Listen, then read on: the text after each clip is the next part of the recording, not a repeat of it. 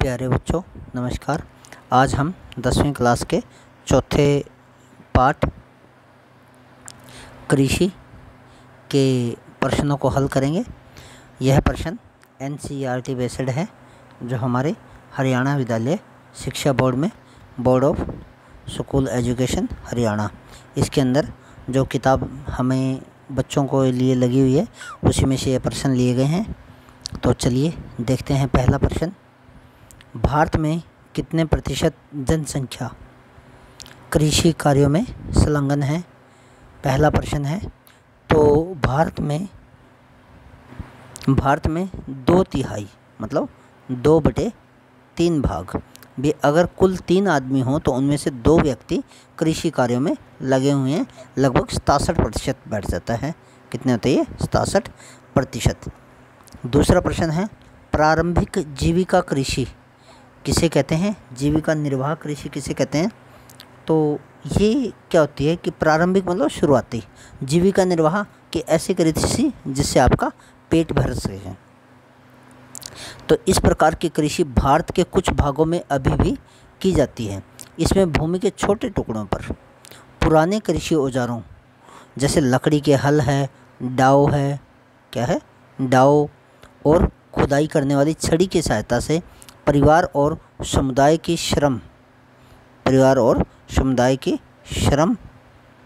की मदद से की जाती है। तो एक तो इसके अंदर जैसे ये परिवार का पेट भरने के लिए की जाती है, तो इसलिए इसके अंदर सिर्फ पुराने औजारों का प्रयोग होता है। कोई आधुनिक तकनीक नहीं होती, कोई आधुनिक औजार नहीं होते, कोई आधुनिक बीज नहीं होते। दूसरा, परिवार और समुदाय की श्रम की मदद से की जाती है। ये वाला श्रम आएगा, ये कई बार क्या है लिखते बार टेक्निकल मिस्टेक हो जाती है। और ये डाव है, क्या है? डाव है, डै को आ की मात्रा आओ।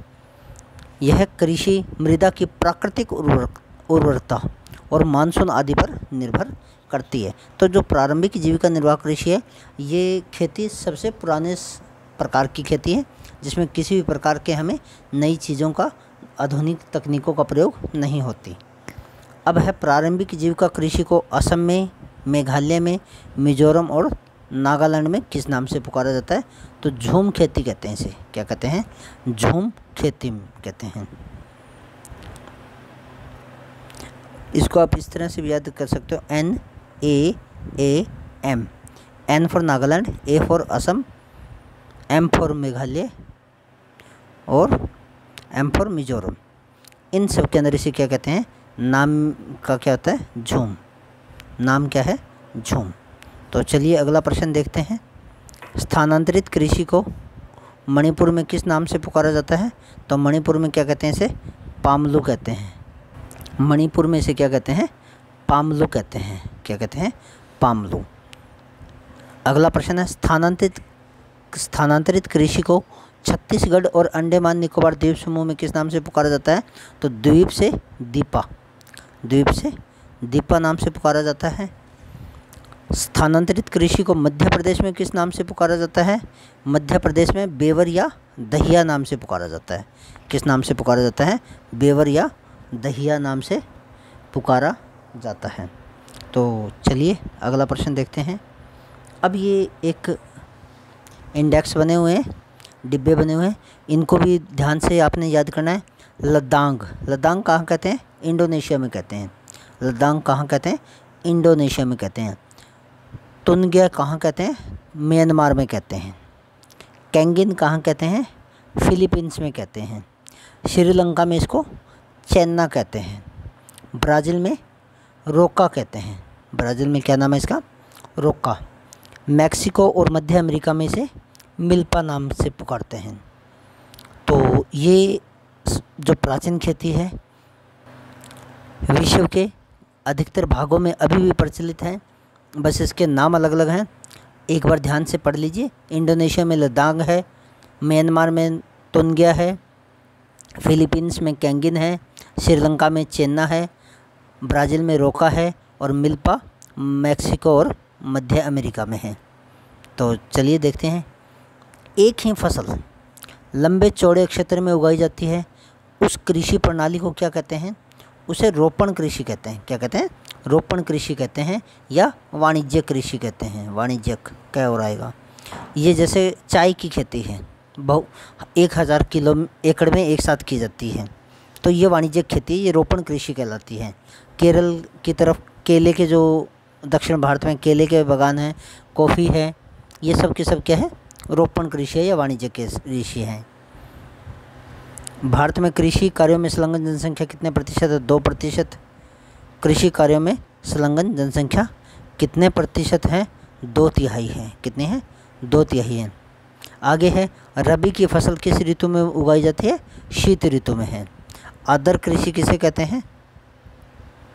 ऐसी कृषि जिसमें अधिक सिंचाई की आवश्यकता पड़ती है उसे आर्द्र कृषि कहते हैं। जैसे धान की खेती, मतलब बहुत अधिक पानी की आवश्यकता पड़ती है, उसे कहते हैं आर्द्र कृषि। अगला देखिए, गहन कृषि से क्या अभिप्राय है? गहन का मतलब होता है सघन। सघन कृषि मतलब बहुत ज़्यादा खेती। बहुत ज़्यादा कृषि कहाँ होती है? बहुत ज़्यादा कृषि वहाँ होती है जहाँ पर कम जमीन में अधिक परिश्रम, अधिक पूंजी, उर्वरक या कीटनाशक आदि डालकर अधिक उत्पादन लिया जाता है। इसमें एक ही भूमि पर वर्ष में कई फसलें बोई जाती हैं। इसे गहन कृषि कहते हैं। इसे गहन कृषि कहते हैं। इस प्रकार की खेती वहाँ की जाती है जहाँ पे जनसंख्या का दबाव अधिक हो। क्या हो? जनसंख्या का दबाव अधिक हो। दबाव अधिक हो, जैसे हरियाणा है, पंजाब है, उत्तर प्रदेश है।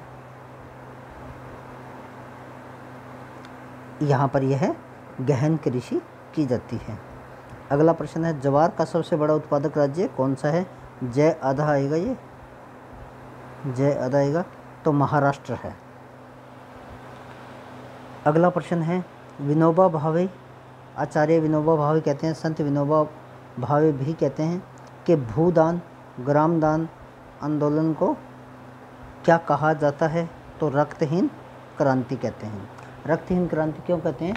रक्तहीन क्रांति इसलिए कहते हैं क्योंकि इसके अंदर बिना किसी खून खराबे के एक आमूलचूल परिवर्तन हुआ और लोगों ने बहुत सी ज़मीन गरीब लोगों को दान में दे दी, बड़े बड़े जमींदारों ने। अगला प्रश्न देखिए, कपास के पौधे का मूल स्थान कौन सा देश है? तो कौन सा है? भारत। भारत में कपास का मूल स्थान है। अगला प्रश्न है, स्थानांतरित कृषि अथवा झूम कृषि से क्या अभिप्राय है? तो झूम कृषि को स्लैश एंड बर्न फार्मिंग भी कहते हैं। एक आदिम, आदिम क्या होता है? पुराना। आदिम क्या होता है? पुराना। पुराने प्रकार की कृषि है जिसमें पहले वृक्षों और वनस्पतियों को काटकर उन्हें जला दिया जाता है और साफ की गई भूमि को पुराने उपकरणों, लकड़ी के हलों आदि से जुताई करके बीज बो दिए जाते हैं। फसल पूर्णतः प्रकृति पर निर्भर होती है और उत्पादन बहुत कम होता है, मतलब सिर्फ इतना ही उत्पादन होता है कि उनका काम चल जाता है। कुछ वर्षों तक, प्राय 2 से 3 वर्षों तक, जब तक मिट्टी में उर्वरता विद्यमान रहती है, इस भूमि पर खेती की जाती है। इसके पश्चात इस भूमि को छोड़ दिया जाता है और जिस पर पुनः पेड़ पौधे उगाते हैं। अब अन्यत्र जंगली भूमि को साफ करके कृषि के लिए नई भूमि प्राप्त की जाती है और उस पर भी कुछ ही वर्ष तक खेती की जाती है। इस प्रकार यह एक स्थानांतरणशील कृषि या शिफ्टिंग कल्टीवेशन है जिसमें थोड़े समय के अंतर पर खेत बदलते रहते हैं। भारत के पूर्वोत्तर की पहाड़ियों में आदिम जातियों द्वारा की जाने वाली इस प्रकार की कृषि को झूम खेती कहते हैं। हमने पढ़ा था, इसको झूम खेती भी कहते हैं, पामलू भी कहते हैं, बेबर भी कहते हैं, दहिया भी कहते हैं, दीपा भी कहते हैं। अंडमान निकोबार में, छत्तीसगढ़ में दीपा कहते हैं, मध्य प्रदेश में बेबर और दहिया कहते हैं, मणिपुर में पामलू कहते हैं, असम में जो आपको अभी मैंने बताया था कि नाम से याद कर लीजिए, NAMM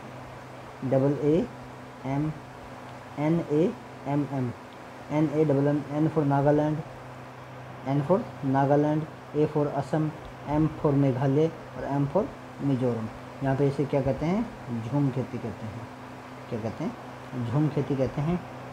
तो ये आपका चैनल है GS बाय ईश्वर सर, इसको लाइक और सब्सक्राइब कर दीजिए ताकि आपको NCERT बेस्ड अच्छे क्वेश्चन समय समय पे नोटिफिकेशन के द्वारा मिलते रहें।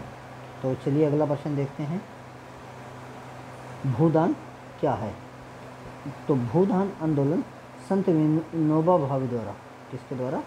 संत विनोबा भावे या आचार्य विनोबा भावे द्वारा 18 अप्रैल 1951 को आरंभ किया गया था। स्वैच्छिक भूमि सुधार आंदोलन था। इनका पूरा नाम विनायक नरहरि भावे था। कई बार ये भी पूछ लेते हैं कि क्या था इनका पूरा नाम, तो विनायक नरहरि भावे था और ये चितपन ब्राह्मण थे। 18 अप्रैल 1951 की वह तारीख थी जब आचार्य विनोबा भावे को ज़मीन का पहला दान मिला था। उन्हें यह ज़मीन तेलंगाना क्षेत्र में स्थित पोचमपल्ली गांव में दान में मिली थी। 1955 तक आते आते आंदोलन ने एक नया रूप धारण कर लिया। 51 से 55 तक इसे ग्राम दान के रूप में पहचाना गया। इसका अर्थ था, नारा था, सारी भूमि गोपाल की, सारी भूमि गोपाल की। 1960 तक देश में 4,500 से अधिक ग्राम दान गांव हो चुके थे और इनमें से 1946 गांव अकेले उड़ीसा के थे और जबकि महाराष्ट्र दूसरे स्थान पे था। तो ये क्या था? ये भूदान आंदोलन था। तो सबसे अधिक गांव कहाँ भूदान हुए थे? उड़ीसा में हुए थे और उसके बाद में क्या हुए थे? महाराष्ट्र में हुए थे। तो क्या हुआ था कि 1951 की बात है, आचार्य विनोबा भावे गए हुए थे कहीं, तो वहाँ पे उस गांव के गरीब किसानों ने आके, गरीब खेतीहर बिना खेत वाले मजदूरों ने आके आचार्य जी को कहा कि उनके पास अनाज उपजाने के लिए ज़मीन नहीं है, तो उन्हें कुछ सरकार को कह के ज़मीन की व्यवस्था करवाई जाए। तो इस पर आचार्य विनोबा भावे ने कहा कि ये काम तो हम बिना सरकार की सहायता के भी कर सकते हैं। और उन्होंने जो बड़े बड़े ज़मींदार थे जिनके पास बहुत सारी ज़मीन थी, उनको आह्वान किया कि आप अपनी ज़मीन दान दीजिए और यह ज़मीन फिर गरीब किसानों में बांट दी जाएगी। तो इसी को नाम भूदान था, भूदान, ग्रामदान। अगला प्रश्न देखिए, कार्बनिक खेती किसे कहते हैं?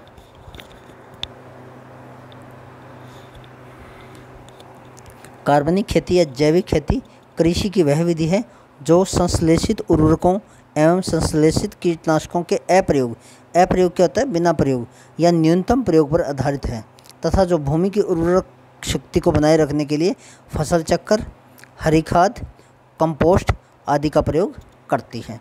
तो ऑर्गेनिक फार्मिंग क्या होती है? ऐसी कृषि जिसके अंदर रासायनिक उर्वरकों और रासायनिक खादों का प्रयोग कम से कम किया जाए या ना किया जाए। तो और इसमें प्रयोग किया जाता है? प्रयोग किया जाता है हरी खाद का किया जाता है, कंपोस्ट का किया जाता है, केंचुआ खाद है आदि इनका प्रयोग किया जाता है। और अगर कोई बीमारी वगैरह लग जाती है तो नमक, जो नीम है हमारा, और गोबर है, नीम है, जो आक है, उसके पत्ते वगैरह हैं, ये सब इसमें डाले जाते हैं। तो कार्बनिक खेती के लाभ बताइए।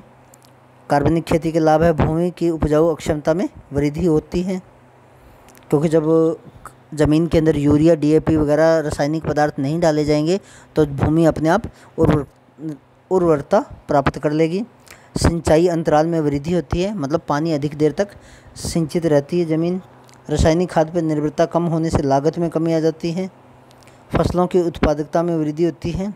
बाज़ार में जैविक उत्पादकों की मांग बढ़ने से किसानों की आय में भी वृद्धि होती है।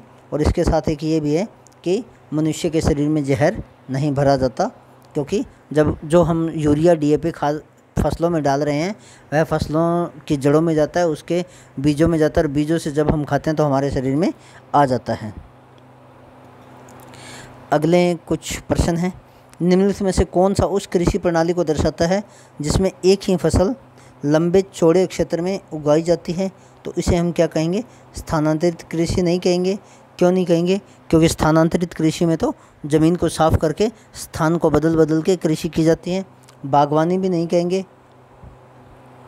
रोपण कृषि कहेंगे। क्या कहेंगे? रोपण कृषि कहेंगे, क्योंकि इसके अंदर जैसे चाय है, कॉफ़ी है, इनकी रोपण कृषि की जाती है लंबे बहुत ज़्यादा क्षेत्र पर, इसे कहते हैं रोपण कृषि। तो अगला प्रश्न देखिए, निम्नलिखित में से कौन सी रबी की फसल है? तो रबी की फसल कौन सी है? चावल है? नहीं, चावल खरीफ की फसल है। चावल किसकी फसल है? खरीफ की फसल है। और चना क्या है? रबी की फसल है। चना क्या है? रबी की फसल है। और कपास क्या है? कपास भी खरीफ की फसल है। और मोटे अनाज है, ये भी है, जैसे ज्वार है, बाजरा है, ये भी क्या है? खरीफ की फसल है। ये सारे भी क्या हैं? खरीफ की फसल है। अगला प्रश्न देखिए, कहता है कौन सी एक फलीदार फसल है? कौन सी फसल है? फलीदार। तो ज्वार और तिल फलीदार नहीं है, मोटे अनाज भी नहीं है, तिल भी नहीं है। अब बच गई दालें। जो दालें हैं वो अधिकतर क्या हैं? फली में लगती है, जैसे मटर है और हैं, सोयाबीन है, ये फली में लगती हैं। निम्नलिखित में से कौन सी घोषणा फसलों को सहायता देने के लिए करती है?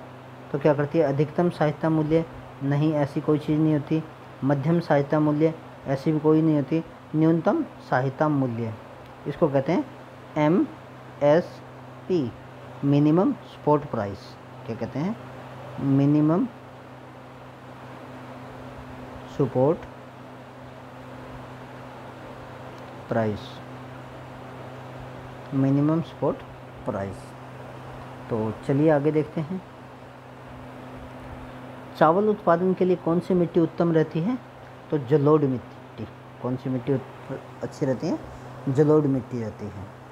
अगला प्रश्न है, चावल उगाने के लिए काली मिट्टी कपास के लिए अच्छी रहती है। काली मिट्टी किसके लिए अच्छी रहती है?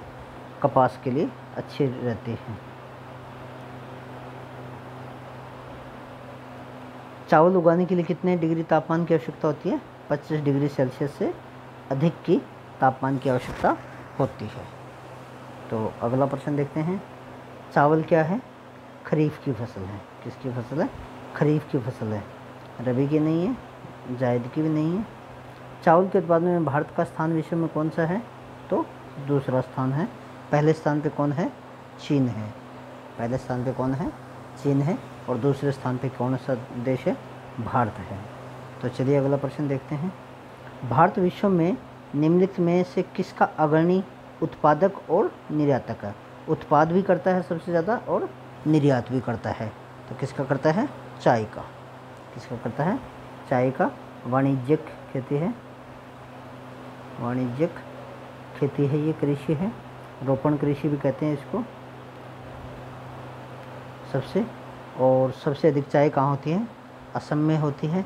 असम में कौन सी है? दार्जिलिंग है। कौन सी है? दार्जिलिंग है। और दार्जिलिंग की जो चाय है उसे GI टैग भी मिला हुआ है। क्या मिला हुआ है? GI टैग भी मिला हुआ है। अब GI टैग क्या है? GI टैग किसी खास भौगोलिक परिस्थितियों में पैदा होने वाली किसी खास किस्म को दिया जाता है और उसकी एक अच्छी क्वालिटी होती है GI टैग वाली वस्तु की। भारत के कितने प्रतिशत क्षेत्र पर वर्ष में 2 या 2 से अधिक फसलें उगाई जाती हैं? तो 15% पे। जो कुल क्षेत्रफल है उसके 15% क्षेत्रफल पे 2 या 2 से अधिक फसलें प्रतिवर्ष उगाई जाती हैं। तो अगला प्रश्न है, नारियल प्रदेश किसे कहते हैं? भारत में सबसे ज़्यादा नारियल कहाँ होते हैं? केरल में होते हैं। कहाँ होते हैं? केरल में होते हैं। और केरल को नारियल प्रदेश भी कहते हैं। और भारत में हरित क्रांति कब आई थी? 1966 में आई थी, जब हमारा हरियाणा बना था। उसी वर्ष भारत में हरित क्रांति आई थी। और हरित क्रांति किससे संबंधित है? खाद्यान्नों के उत्पादन से। खाद्यान्नों के उत्पादन से संबंधित है हरित क्रांति। श्वेत क्रांति किससे संबंधित है? दूध से। श्वेत क्रांति किससे संबंधित है? दूध से। नीली क्रांति किससे संबंधित है? मत्स्य से। तो चलिए आगे देखते हैं। भारत में किस किस्म की कॉफ़ी उगाई जाती है? अरेबिका नहीं, ब्राज़ीलियन भी नहीं, अमेरिकन भी नहीं, अरेबिका कॉफ़ी उगाई जाती है। कौन सी कॉफ़ी उगाई जाती है? अरेबिका। भारत विश्व में किसका सबसे बड़ा उपभोक्ता है? तो उपभोक्ता सबसे ज़्यादा प्रयोग क्या करता है? दालें प्रयोग करता है, क्योंकि दालों में अच्छी क्वालिटी का प्रोटीन होता है। और भारतीय लोग, अधिकतर लोग शाकाहारी हैं विश्व के बाकी देशों की अपेक्षा बहुत ज़्यादा लोग हमारे यहाँ शाकाहारी हैं, और शाकाहारी लोगों के लिए प्रोटीन का अच्छा स्रोत दालें हैं। और दालों का जो प्रोटीन होता है वो अच्छी क्वालिटी का प्रोटीन होता है, जो मनुष्य के शरीर को स्वस्थ रखता है। तो चलिए अगला देखते हैं। अगला नहीं है, तो बस यही हमारा अंतिम प्रश्न था। उम्मीद करता हूँ ये प्रश्न आपको समझ में आएंगे, और अब आगे होने वाले सेट के जो एग्ज़ाम है उसमें कृषि का पाठ आना है, उसके अंदर ये आपके प्रश्न काम आएंगे। और बाकी भी अन्य जो आपके कंपटीशन के एग्ज़ाम हैं और हैं, उनके अंदर भी कृषि एक महत्वपूर्ण टॉपिक रहता है, और उससे संबंधित प्रश्न आते रहते हैं। तो गुजारिश है आपसे कि एक बार ध्यान से देखिए, समझिए, और अगर आपको कहीं पे कोई कन्फ्यूजन लगता है, कोई गलती लगती है तो आप नीचे कमेंट करके मुझसे पूछ सकते हो। ये आपका चैनल है GS बाय ईश्वर सर, इसको लाइक करिए, सब्सक्राइब करिए, ताकि आगे भी आपको भविष्य में ऐसे प्रश्न मिलते रहें और आपको काम आते रहें। Thank you, have a nice day.